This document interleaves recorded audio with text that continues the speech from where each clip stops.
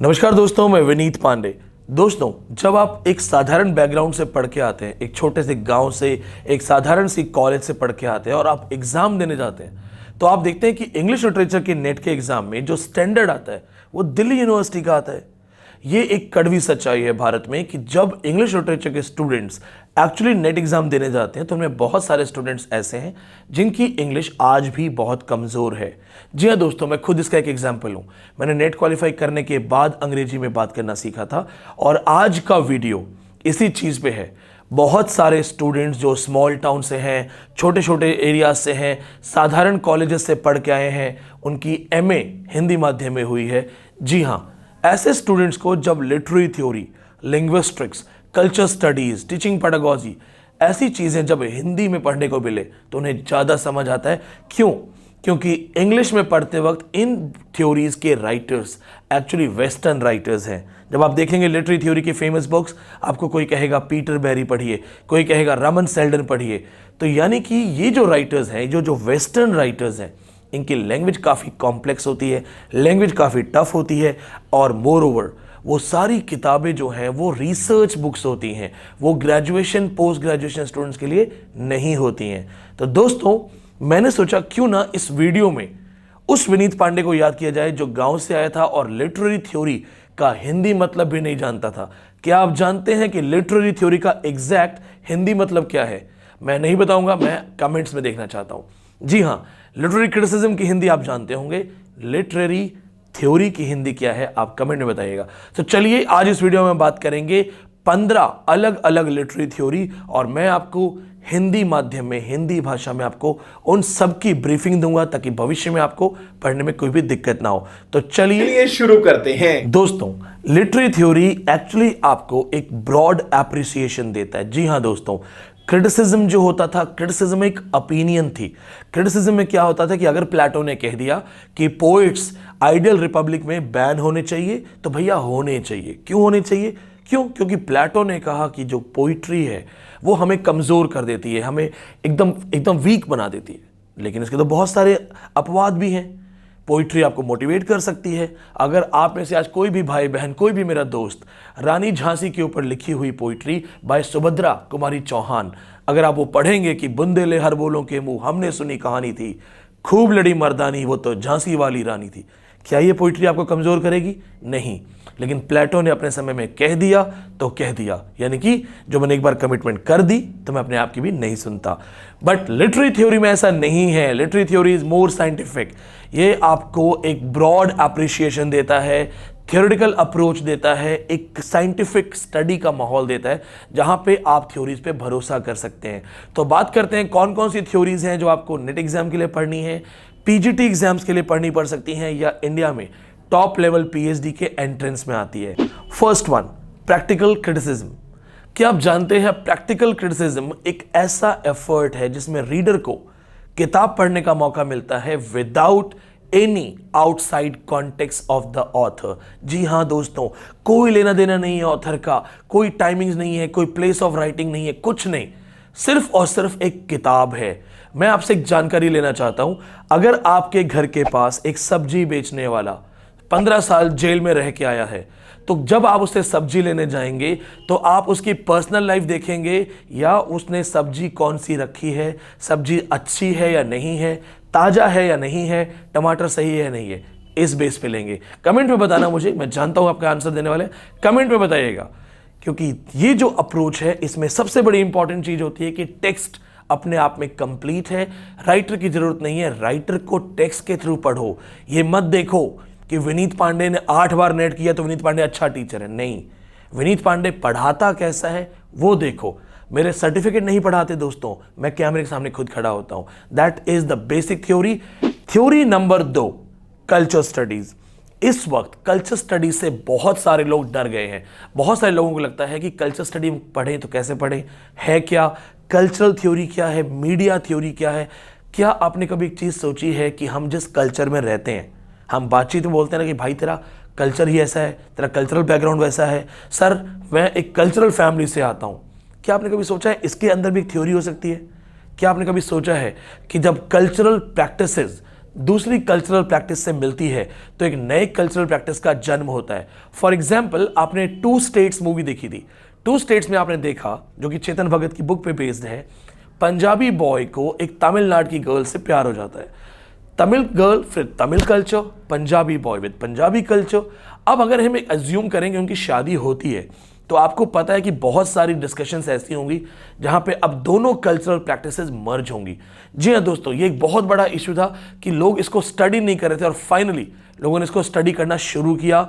अब जो cultural theory है वो सोशियो कल्चरल एनवायरनमेंट को स्टडी करती है। कल्चरल क्रिटिक्स ये भी विश्वास करते हैं कि अगर आपको कल्चर्स का पता है तो आज का जो समय है, ग्लोबलाइजेशन, इस समय बहुत ज़्यादा इफेक्टिव यूज़ किया जा सकता है। इसके बाद आती है तीसरी थ्योरी, जो कि है तो बेसिक थ्योरी लेकिन बच्चों को बहुत परेशान करती है।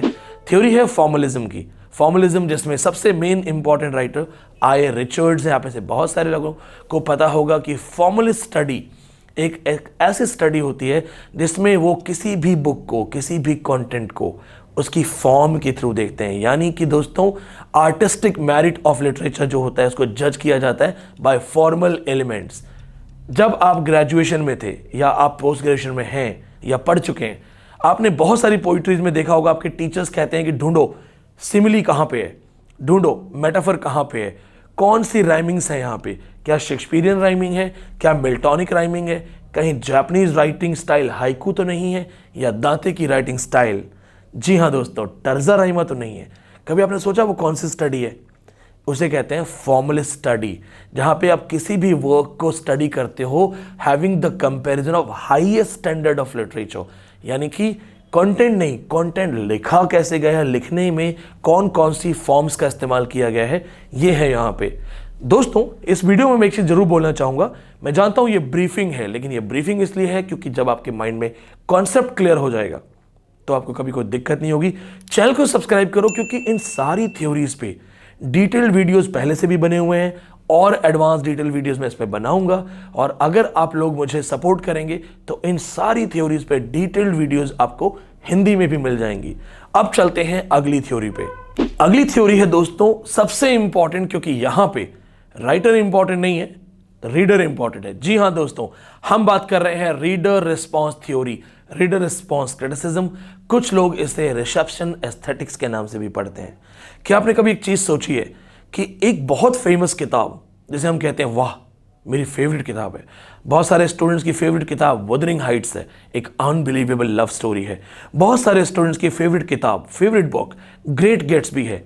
कोई आप में से कहेगा सर मैं प्रेमचंद की गोदान का फैन हूं, और कोई आप में से मुझे यह भी कह सकता है कि सर मेरी लिस्ट रीडिंग की अलग है, मैं एपीजे अब्दुल कलाम की जो बुक है विंग्स ऑफ फायर उसका फैन हूं। कभी आपने एक चीज सोची दोस्तों कि एक बेस्ट बुक सबको बेस्ट क्यों नहीं लगती? हो सकता है आपकी बेस्ट बुक कोई और है, वो बेस्ट बुक मेरे लिए एक बेकार बुक है। अगर मैं बोलूं कि चलो आप मेरे पास आते हैं और बोलते हैं विनीत सर आपने लिटरेचर खूब पढ़ा है, 8 बार नेट हो, 2 बार जेआरएफ हो, 17 बार सेट हो, 3 साल दिल्ली यूनिवर्सिटी में पढ़ा है, आपकी फेवरेट किताब कौन सी है? और आपको बहुत उम्मीद है कि विनीत सर कोई ऐसी बुक बताएंगे जो मार्केट में मिलती नहीं होगी, लोगों ने सुना नहीं होगा। और मैं आपको कहता हूं नागराज ने लिया बदला, और मैं आपको कॉमिक्स का नाम बताता हूं। क्या ये जरूरी है कि अगर मेरा नाम ब्रांडिंग लिटरेचर से रिलेटेड बहुत बड़ी है, इंडिया के सबसे ज़्यादा टॉपर्स मैंने दिए हैं, तो मैं हर वक्त लिटरेरी बुक को ही अपनी बेस्ट बुक मानूं?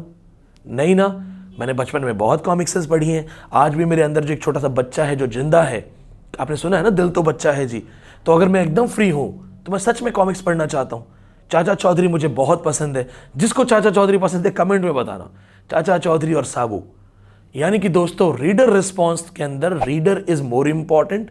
और ये जो थ्योरी कहती है वो ये कहती है कि रीडर्स वेरियस टाइप के होते हैं, अलग अलग रीडर होते हैं। किसी को मनोहर कहानियां भी बहुत अच्छी लग सकती हैं, किसी को लिटरेरी थ्योरी की बुक्स बहुत अच्छी लग सकती हैं। तो इस थ्योरी में सारा फोकस रहता है रीडर पे। रीडर कौन होता है, आदर्श रीडर कौन होता है, जिसे हम इम्प्लाइड रीडर कहते हैं। रीडिंग के समय, पढ़ते समय कौन कौन सी थ्योरीज जो हैं वहां पे इस्तेमाल होती हैं, ये बहुत सारी चीजें मैं आपको भविष्य में बताऊंगा। अगली थ्योरी पे हम चलते हैं। जो नेक्स्ट थ्योरी है वो है न्यू क्रिटिसिज्म। जी हाँ दोस्तों, आप में से बहुत सारे स्टूडेंट्स, खास करके टीचर्स भी, पढ़ाते वक्त न्यू क्रिटिसिज्म और प्रैक्टिकल क्रिटिसिज्म को एक थ्योरी बोल के पढ़ाते हैं, जो कि अपने आप में बहुत बड़ा ब्लंडर है। अगर आप न्यू क्रिटिसिज्म और प्रैक्टिकल क्रिटिसिज्म को एक जैसी थ्योरी बोल के ही पढ़ते हैं, फॉर्मलिज्म को एक जैसा ही थ्योरी बोल के पढ़ते हैं, तो सबसे पहली चीज दोस्तों मैं आपको सजेस्ट करूंगा, ऐसे टीचर के पास से गायब हो जाना। क्योंकि कबीर जी ने कहा है, जाका गुरु भी अंधला, चेला खरा निरंध, अंधा अंधा ठेलिया, दोनों खूब पढ़न। जी हाँ दोस्तों, न्यू क्रिटिसिज्म अलग है, प्रैक्टिकल क्रिटिसिज्म अलग है, फॉर्मलिज्म अलग है, न्यू क्रिटिक्स अलग है। और यहां पे ये चीज आपको समझनी है, न्यू क्रिटिसिज्म एक अमेरिकन राइटर्स का ग्रुप था जिसका मेंबर टी.एस. इलियट भी एक मेंबर था, क्लिंट ब्रूक्स, जे.सी. रैनसम, ऐसे ऐसे लोग यहां पे मेंबर्स थे। क्या आप जानते हैं इस चीज के बारे में कि न्यू क्रिटिसिज्म नो डाउट ये बात जरूर बोलता है कि राइटर्स को अवॉइड कीजिए, लेकिन उसका कॉन्टेक्स्ट पढ़ने का तरीका बहुत अलग है और प्राइमरीली कविताओं पे बेस्ड है, पोइट्री पे बेस्ड है। और न्यू क्रिटिसिज्म में टेक्स्ट प्लस फॉर्म दोनों को मिक्स किया जाता है। इसके बारे में डिटेल में बात करेंगे, जुड़े रहिए, चैनल से सब्सक्राइब कर देना, क्योंकि अगली थ्योरी आपके लिए आ गई है बहुत इंपॉर्टेंट, साइको एनालिटिक क्रिटिसिज्म। दोस्तों, क्या आपने कभी सोचा है, अभी न्यूज में बहुत ज्यादा एक चीज वायरल हुई थी, एक दिल्ली बेस्ड कपल में किसी लड़के ने किसी लड़की के 35 टुकड़े कर दिए थे। आप जानते भी होंगे, क्या आपने कभी सोचा है कि इंसान किस लेवल तक आ सकता है? आप और मैं एक चींटी भी नहीं मारना चाहते। मुझे लगता है कि आप और मैं अगर एक गलती से भी चींटी मार दें तो हमें गिल्ट होता है, हमें दुख होता है।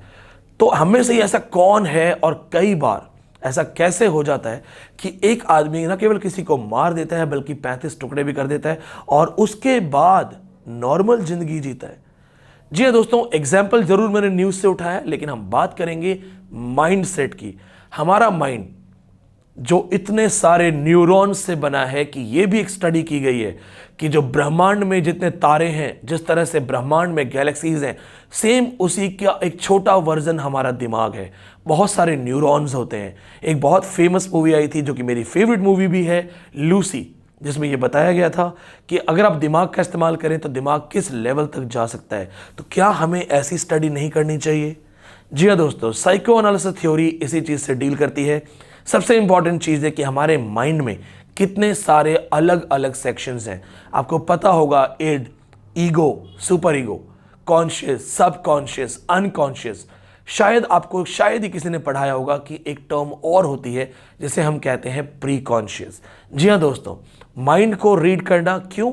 क्योंकि किस कैरेक्टर ने किस सिचुएशन में कैसा बिहेव किया, उसकी मेंटल कंडीशन क्या थी, और उस मेंटल कंडीशन के पीछे पूरा एक माहौल होता है, पूरा एक बैकग्राउंड होता है। सिगमंड फ्रॉइड की सबसे फेमस पेशेंट डोरा ने जब अपनी माँ का मर्डर किया, मदर का खून कर दिया उसने, तो जब फ्रॉइड ने उसके ऊपर स्टडी किया, उसको हिप्नोटाइज करने की कोशिश की, उससे बात करने की कोशिश की, तो पता लगा कि डोरा बहुत ही सिंपल लड़की है जो मर्डर्स तो कभी कर ही नहीं सकती है, लेकिन एक गुस्से का इतना बड़ा बैकग्राउंड तैयार हो गया था। आपने दिल्ली में देखा होगा, रोड रेज में यहाँ पे मर्डर्स हो जाते हैं।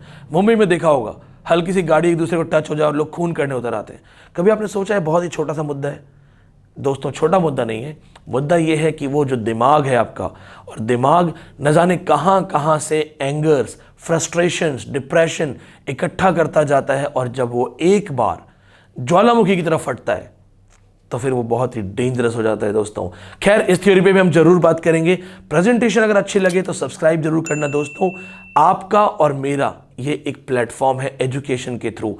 अगर हम स्टूडेंट टीचर की तरह पढ़ाई कर रहे हैं तो आपका एक सब्सक्रिप्शन भी मेरी मोटिवेशन बढ़ा देगा। अब चलते हैं अगली थ्योरी पे, मार्क्सिस्ट थ्योरीज। दोस्तों, आपने मूवीज तो बहुत सारी देखी होंगी।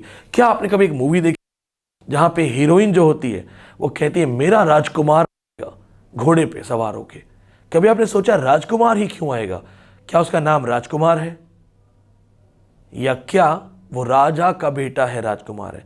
जी हाँ दोस्तों, किसी का ड्रीम नहीं होता कि मैं किसी पुअर लड़के से शादी करूं, स्ट्रगलिंग लड़के से शादी करूं।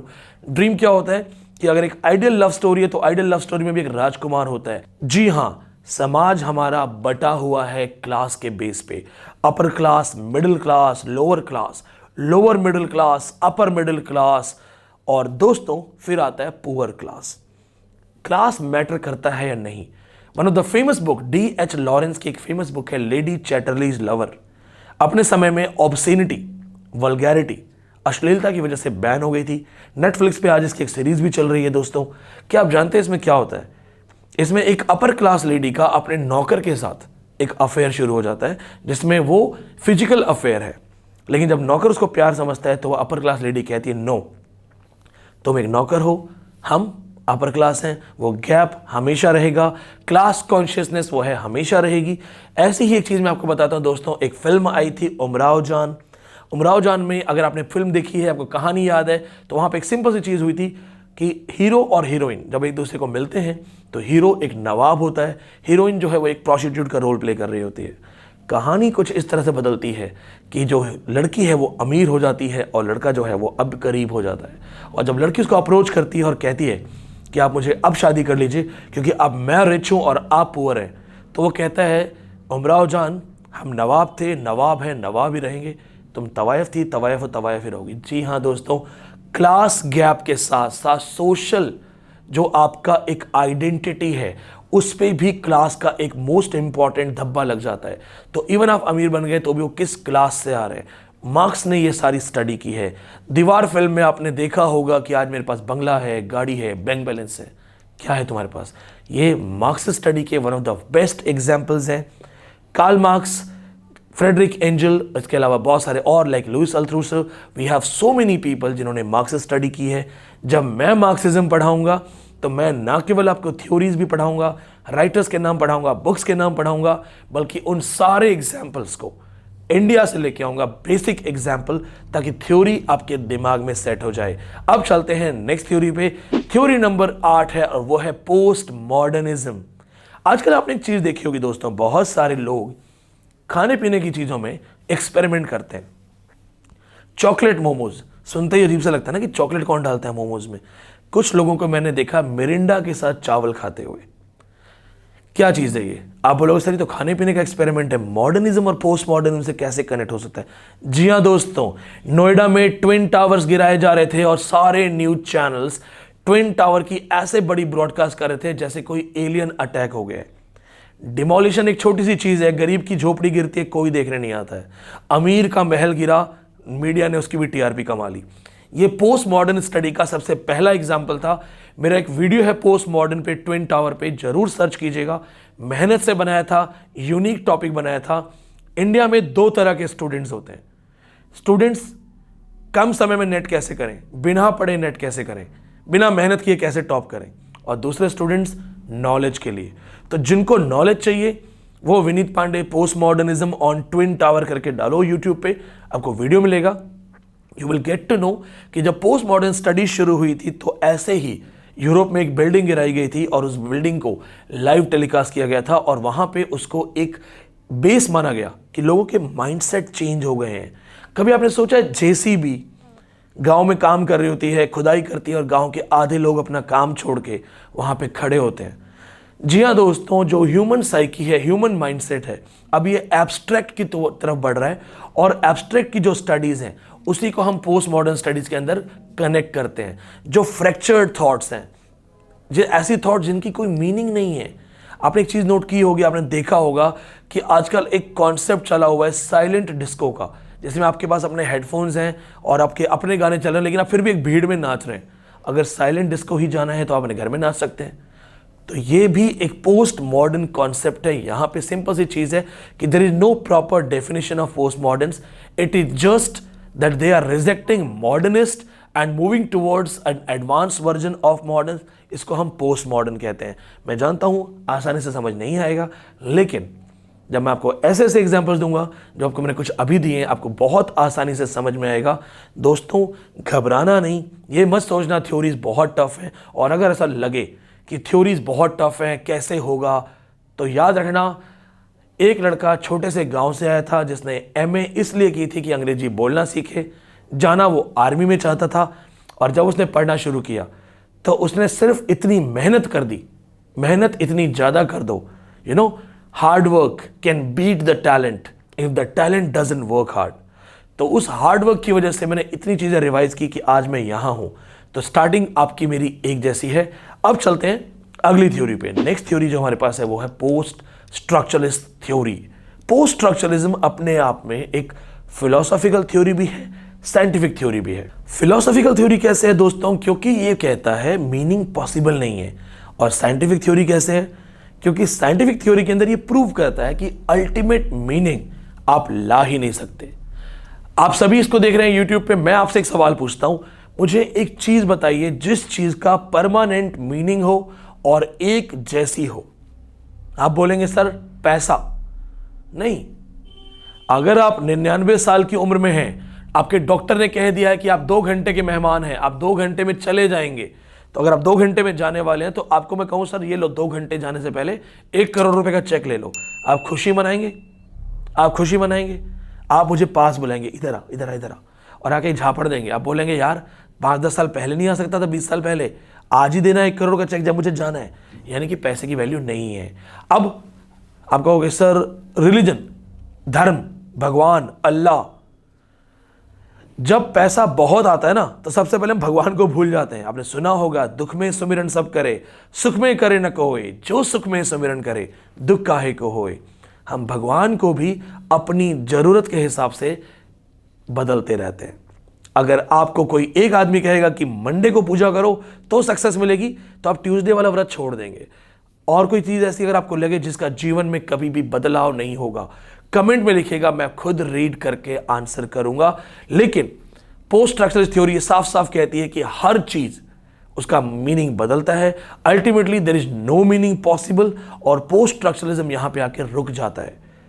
इसी थ्योरी के जवाब में आती है अगली थ्योरी, डीकंस्ट्रक्शन। डीकंस्ट्रक्शन डेरिडा का कॉन्सेप्ट था, जिसमें डीकंस्ट्रक्शन में डेरिडा ने आर्ग्यूमेंट्स दिए।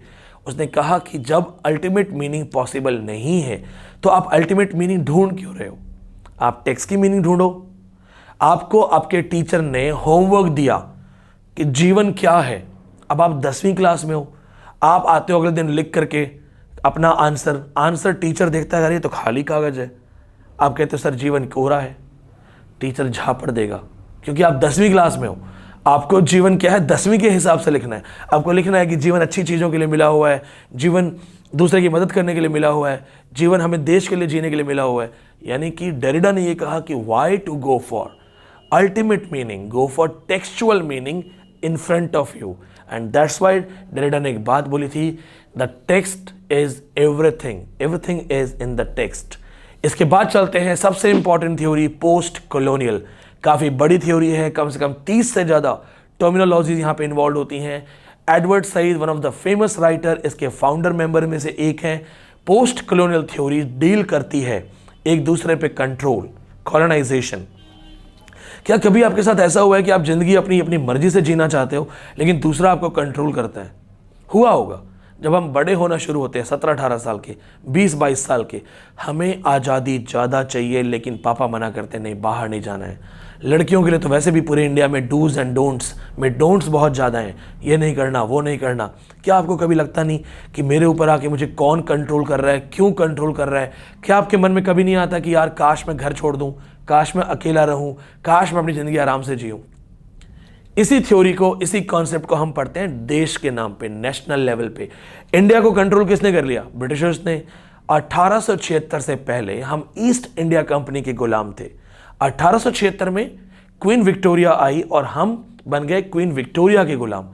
उन्होंने पहली बार इंडिया की कॉलोनी को as a colony of Britain accept किया 1876 में। जी हाँ दोस्तों, भारत की क्वीन बन गई थी, वो साम्राज्ञी बन गई थी, जैसे कहते हैं केसरे हिंद, only women to have this title. अगली थ्योरी जो है हमारी वो है फेमिनिस्ट क्रिटिसिज्म। विमेन की बात मैंने लास्ट थ्योरी में करी ही है। क्या आपने कभी फेमिनिस्ट थ्योरीज में, फेमिनिस्ट क्रिटिसिज्म में एक चीज सोची है कि पुरानी जो हमारे धर्म ग्रंथ हैं, पढ़ाने के लिए बहुत कुछ है, मेरा फेवरेट टॉपिक है।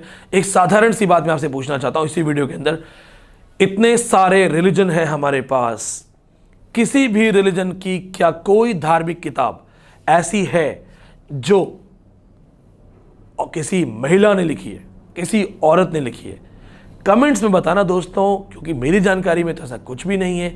तो आप अपने आप समझ जाएंगे कि अगर 50% मैन 50% वुमन है, दुनिया में आधे औरत आधे मर्द है, तो उन आधी औरतों में से क्या कोई एक भी औरत ऐसी नहीं थी जो किसी धर्म ग्रंथ को लिखे?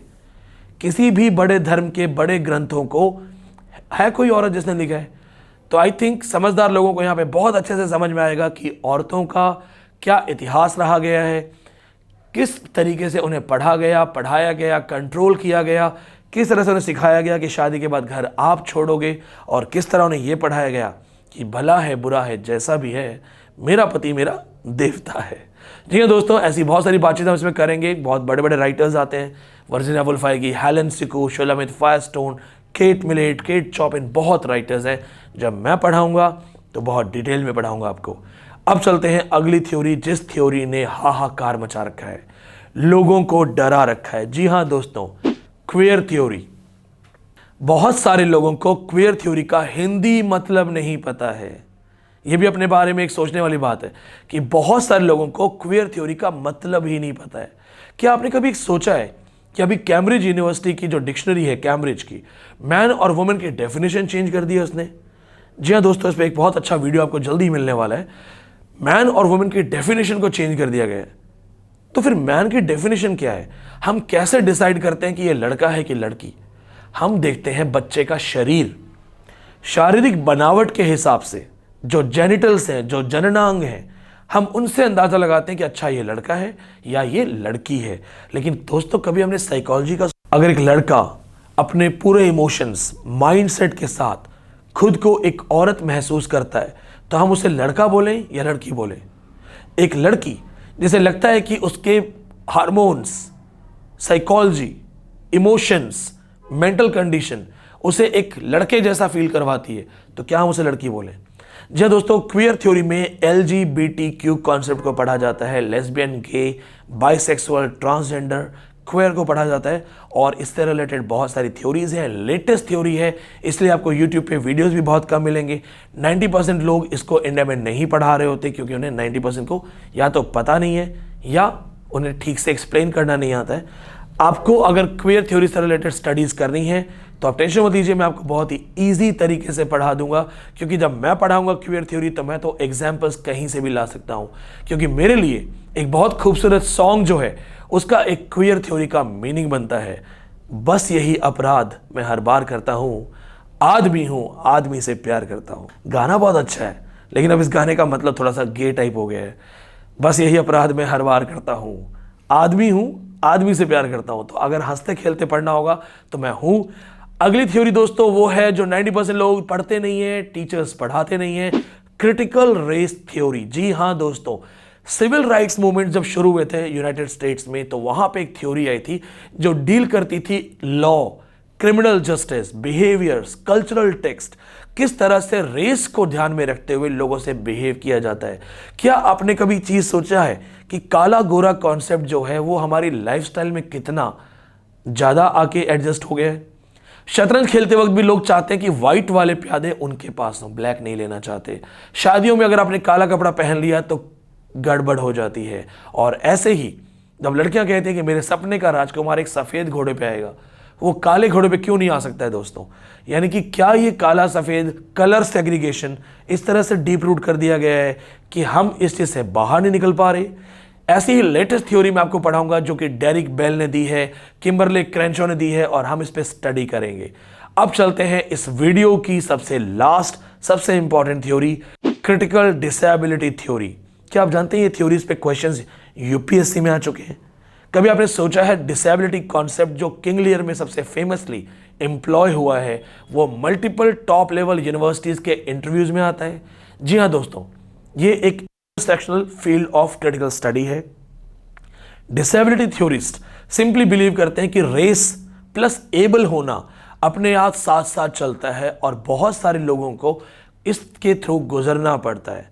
आपने देखा होगा हम लोग सामने वाले को बोलते हैं तो एबनॉर्मल है। दोस्तों, मेंटली हम सब एबनॉर्मल हैं। तो क्या सिचुएशनल बेस्ड डिसेबिलिटीज हमारी स्टडीज, हमारे नरेशंस को इम्पैक्ट करती हैं या नहीं?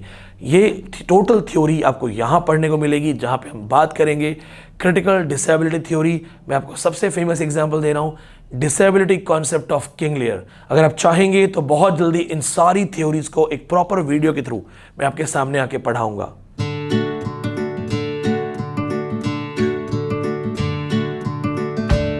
दोस्तों, ये एक छोटा सा मेरी तरफ से प्रेजेंटेशन था उन लोगों के लिए जो छोटे शहरों से, छोटे गांव से, साधारण कॉलेज से हैं।